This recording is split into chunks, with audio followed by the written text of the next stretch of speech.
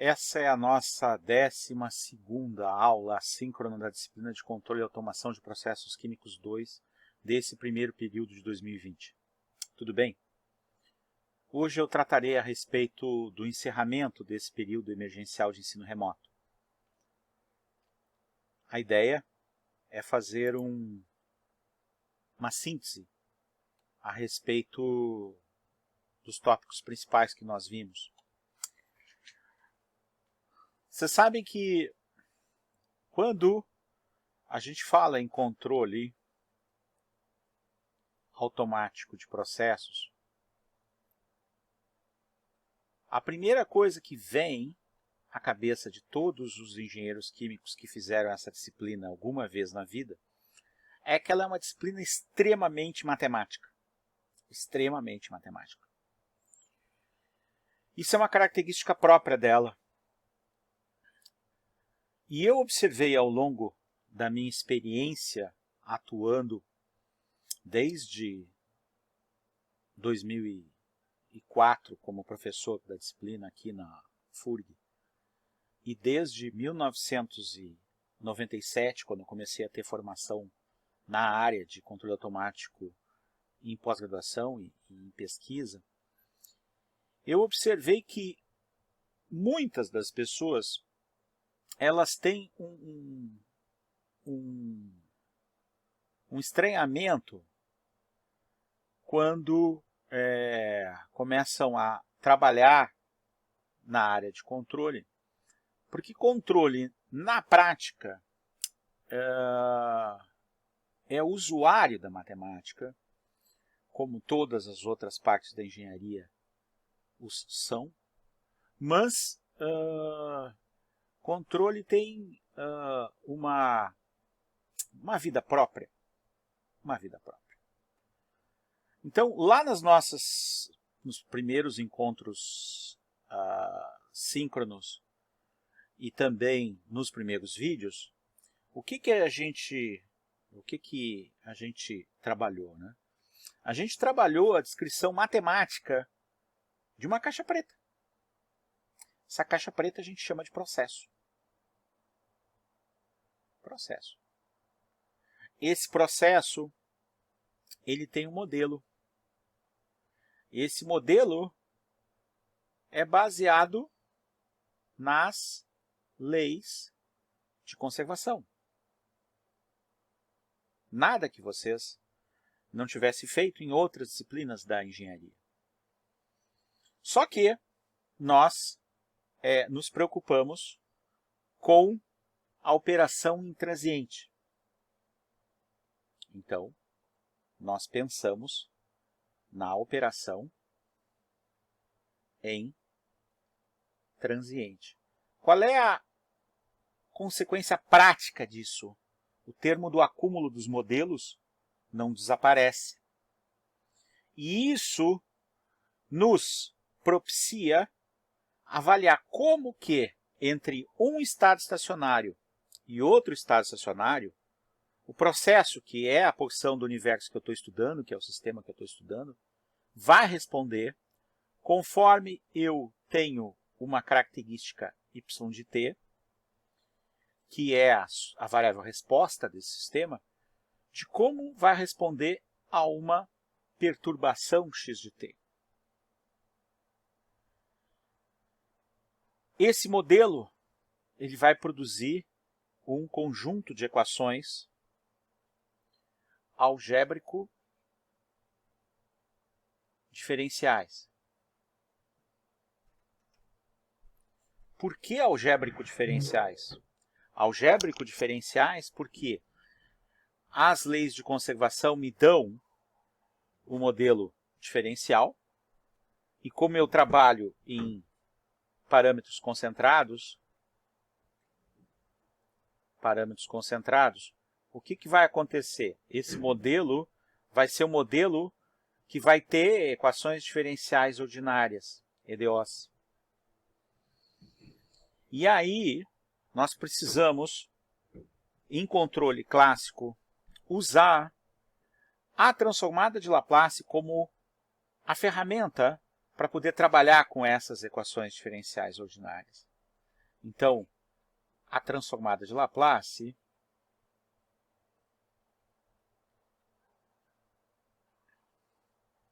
foi a forma que nós usamos para possibilitar transformar equações diferenciais no domínio do tempo em equações algébricas no domínio do S.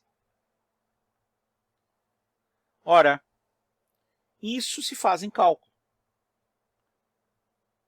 Mas na disciplina de controle automático de processos, a gente precisa fazer mais do que isso.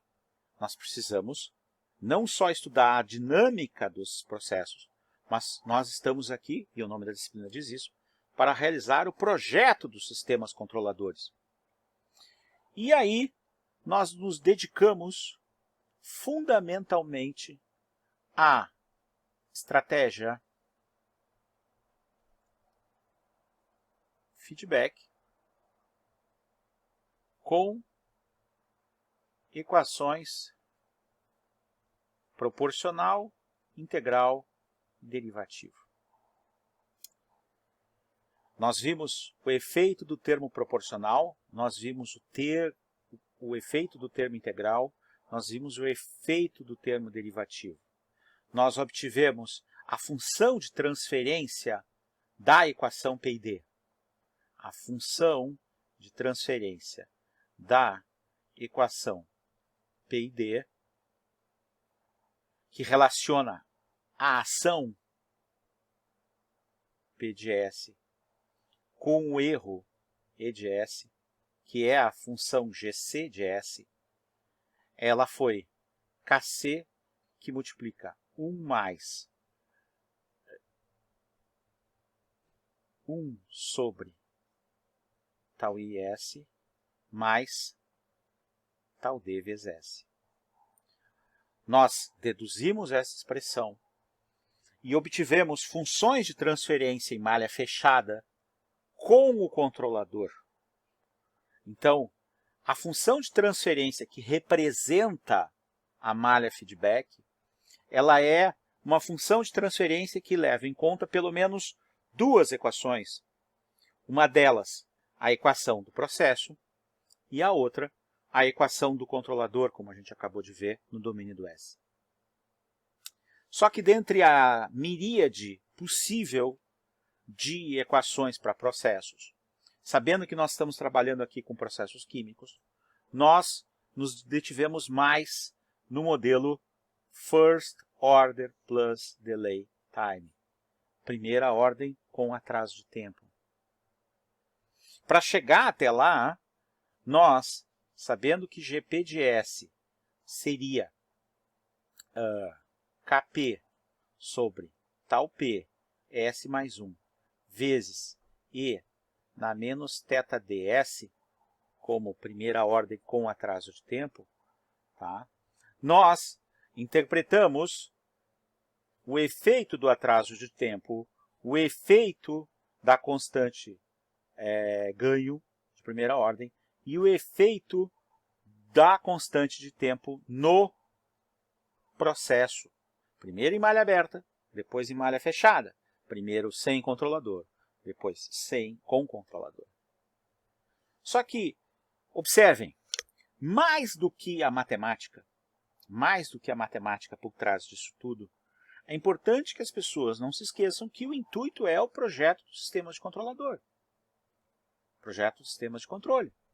Esse projeto do sistema de controle exige que eu tenha um procedimento para determinar o ganho Kc, a constante de tempo tau I e a constante de tempo tau D, associadas às condições em que eu vou usar P, PI ou PID para processos de uma engenharia de fluidos como a nossa. Nós aqui não focamos em processos que usam a alternativa proporcional derivativa. Essa nós deixamos para o pessoal da mecatrônica e da robótica. E aí, o que acontece? Nós precisávamos de recursos para poder implementar essas nossas ferramentas. E aí nós usamos da simulação. A simulação digital foi a forma de nós resolvermos problemas e dá a possibilidade de vocês, através do trabalho que vocês têm até sexta-feira para entregar, de vocês sintonizarem controladores. Sintonia de controladores. Essa sintonia de controladores, vocês têm um procedimento. Vocês têm um procedimento de malha aberta e vocês têm um procedimento do online tuning. E aí vocês fizeram os passos de identificação de dinâmica,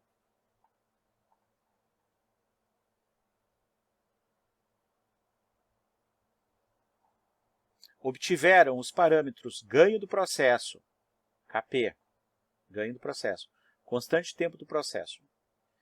E, dentro das condições do simulador, vocês escolheram um atraso de tempo do processo, né? Porque o simulador que eu fiz foi um simulador muito simples, que não tinha, eu não implementei o atraso de tempo por causa da necessidade de desenvolver ele muito rápido. E aí vocês, a partir desses parâmetros, vocês puderam calcular KC, tal I e tal D, de acordo com as tabelas de Cohen-Cohn e Ziegler-Nichols. Vocês aprenderam como é a diferença entre o processo de online tuning e o processo de tuning em malha aberta. E aí, vocês viram que era preciso ter uma forma de dizer qual era a melhor forma de sintonia. Para isso, nós aprendemos a respeito dos índices de desempenho. Se qualquer um afeito a controle olhar esse vídeo até agora, assistir esse vídeo até agora, deve ter já saltado ao olhar que eu não falei em estabilidade. Por que eu não falei em estabilidade? Porque a gente já tinha falado de estabilidade quando tinha falado no root locus. E aí, será que pode um processo se transformar de estável em malha aberta em instável em malha fechada? Sim. Basta que eu sintonize errado o controlador. Que eu desloque os polos da equação característica do sistema em malha fechada para o semiplano direito. Mas, dentro dessas nossas 14 semanas letivas de atividade no período emergencial de ensino remoto, nós tivemos muito pouco tempo para tratar desses problemas. Foi uma escolha minha. Foi uma escolha minha. Para quê? Para que vocês tivessem a oportunidade de chegar até as estratégias diferenciadas de controle. E aí, na semana passada, a gente falou em controle razão, que vocês viram que tem uma utilidade absurda em sistemas com combustão. Nós falamos em controle cascata. Nós falamos em controle override, controle seletivo, tá certo? E nós falamos também em controle split range, faixa dividida. Teríamos mais coisas para tratar, teríamos muito mais coisas para tratar. Queria eu poder tratar dos tópicos adicionais que a gente coloca: soft sensing em controle, inteligência artificial, lógica fuzzy, redes neurais.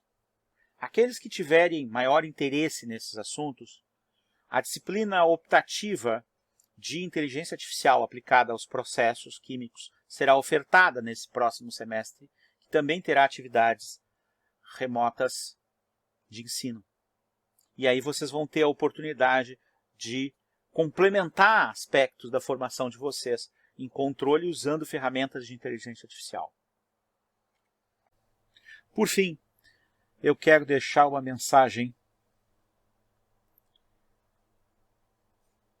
Essa mensagem começa por um agradecimento à persistência de vocês em assistir às atividades assíncronas e também por participar através do conjunto de atividades que eu acabei deixando no AVA.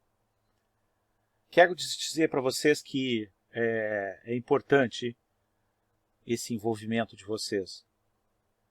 Nós vimos uma mudança de paradigma.